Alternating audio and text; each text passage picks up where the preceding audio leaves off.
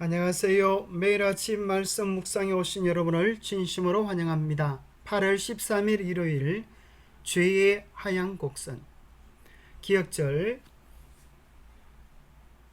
너희는 유혹의 욕심을 따라 썩어져가는 구습을 따르는 옛사람을 벗어버리고 오직 너희의 심령이 새롭게 되어 하나님을 따라 의와 진리의 거룩함으로 지으심을 받은 새 사람을 입어라. 에베소서 4장 22절과 24절. 생각할 문제: 인생은 변화될 수 있을까요? 죄의 하얀 곡선을 사는 인생의 특징은 무엇입니까? 오늘 우리에게 주는 교훈은 무엇입니까? 인생은 변화될 수 있을까요? 서론에서 호세 안토니오라고 하는 노숙자에 대한 이야기를 소개해 주고 있습니다.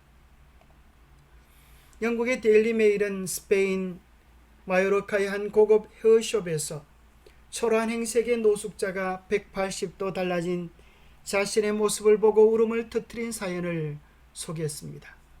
이야기의 주인공은 바로 호세 안토니오. 전직 전기 기술자였던 안토니오는 인생의 방향을 잃고 우울증을 앓으면서 결국 노숙자 신세를 지게 되었습니다. 그는 25년 동안 거리를 집사봐 떠돌아다녔습니다. 먹고는 살아야 했기에 주차장 안내원 일을 하며 지냈습니다. 그러던 중 평소 그의 모습을 눈여겨보던 미용실 주인이 그에게 드라마틱한 변신을 시켜주겠다고 제안을 건넸고 안토니오는 이를 흔쾌히 받아들였습니다.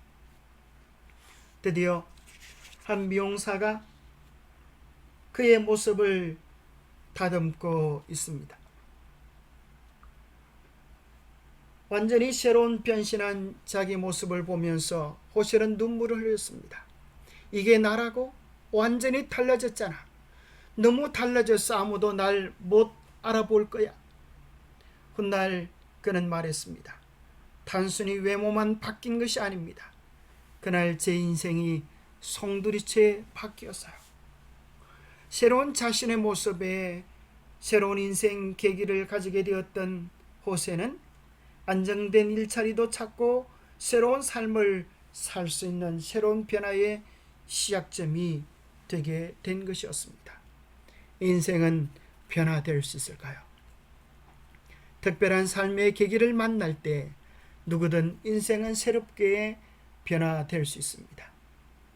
고린도후서 5장 17절에는 그런즉 누구든지 그리스도 안에 있으면 새로운 피조물이라 이전 것은 지나갔으니 보라 새 것이 되었도다라고 말합니다.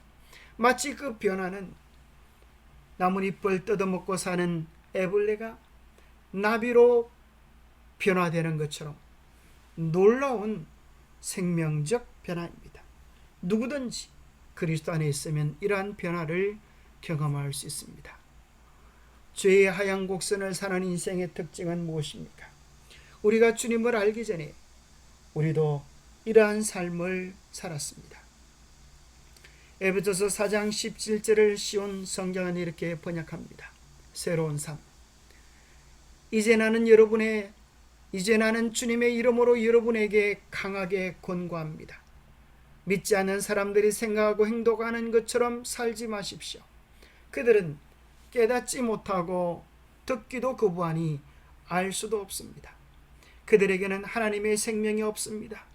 그들은 부끄러워할 줄도 몰라서 악한 일을 일삼고 점점 더 방탕한 생활 속으로 빠져들고 있습니다. 그러나 여러분은 그리스도에 관해 그렇게 배우지 않았습니다. 바울은 이야기합니다. 이전에 여러분이 하나님 없이 살던 그때의 삶을 청산하라고 이야기합니다.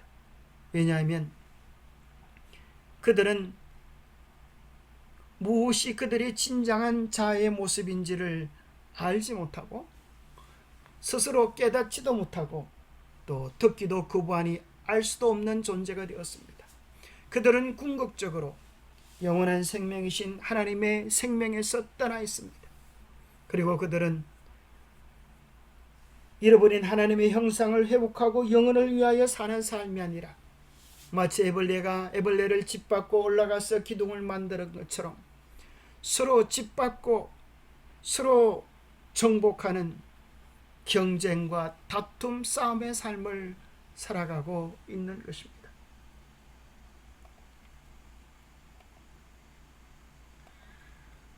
골로새서는 이렇게 이야기합니다. 너희가 그리스도와 함께 다시 살리심을 받았으면 위의 것을 찾으라. 거기는 그리스도께서 하나님 우편에 앉아 계시느니라. 위의 것을 생각하고 땅의 것을 생각하지 말라. 이는 너희가 죽었고 너희 생명이 그리스도와 함께 하나님 안에 감추어졌습니다. 우리 생명이신 그리스도께서 나타나실 그때에 너희도 그와 함께 영광 중에 나타나리라. 그러므로 땅에 있는 지체를 죽이라. 곧 음란과 부정과 사욕과 악한 정욕과 탐심이니 탐심은 우상 숭배니라. 이것들로 말미암아 하나님의 진노가 임하느니라. 이제 우리는 땅의 것이 아니라 하늘의 것을 위하여 사는 삶이 되었습니다. 땅의 것은 내 욕망을 위하여 사는 삶입니다. 돼지처럼 자기 욕망을 위하여 살다가 도살장으로 가는 삶입니다. 애벌레가 진정 하늘을 맛보기 위해서는 경쟁하고 짓밟는 애벌레 더미 속에 들어가는 것이 아니라 거듭날 때 누의 꼬치를 만들어 자아가 죽을 때 새로운 생명 탄생을 경험하여 나비가 되는 것입니다.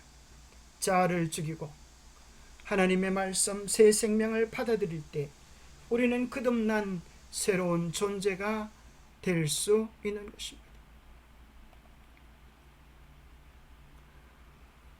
바울은 에베소서 4장 17절과 24절에서 이방인들의 생활 방식을 소개하고 20절에서 24절에는 진정한 그리스도인의 삶의 방식을 소개합니다.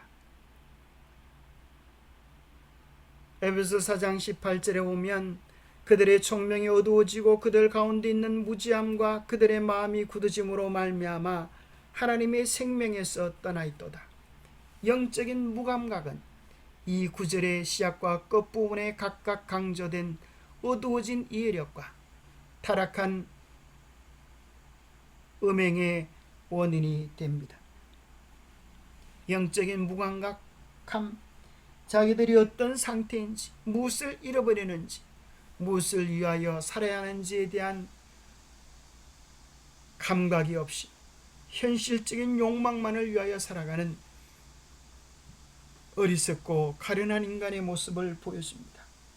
존귀에 차나 깨닫지 못하는 사람은 멸망하는 짐승 같은 삶을 살아가고 있는 것입니다. 애벌레가 스스로 노력한다고 해서 나비가 되는 것이 아니듯이 진정한 변화는 우리 하나님께서부터 허락하시는 새로운 변화인 것입니다. 인간이 노력해서 하늘에 도달하는 것이 아니라 마치 애벌레가 꼬치 속에서 새로운 존재로 변화되는 것처럼 하나님의 은혜로 우리는 새롭게 변화될 수 있는 것입니다. 사탄은 우리 스스로의 행위로 자신을 구원할 수 있다라고 가르칩니다. 이방인들은 저들 자신의 사고를 따라 생각하고 경배함으로 하나님에 대한 지식을 잃어버리고 따라서 점점 더 타락하게 되었다. 이스라엘 백성도 역시 그러하였다. 사람이 자신의 행위로 자신을 구원할 수 있다고 하는 원칙은 모든 이방 종교의 기초에 놓여 있다. 이 원칙은 이제 유대 종교의 원칙이 되었다. 사단은 이 원칙을 심어놓았다. 이런 원칙이 신봉되는 곳에는 어디서나 사람은 죄를 막을 방벽을 가지지 못한다. 인간 스스로의 노력이 아니라 자아가 죽을 때 하나님은 우리 속에서 새로운 역사를 시작할 수 있습니다. 마치 나무가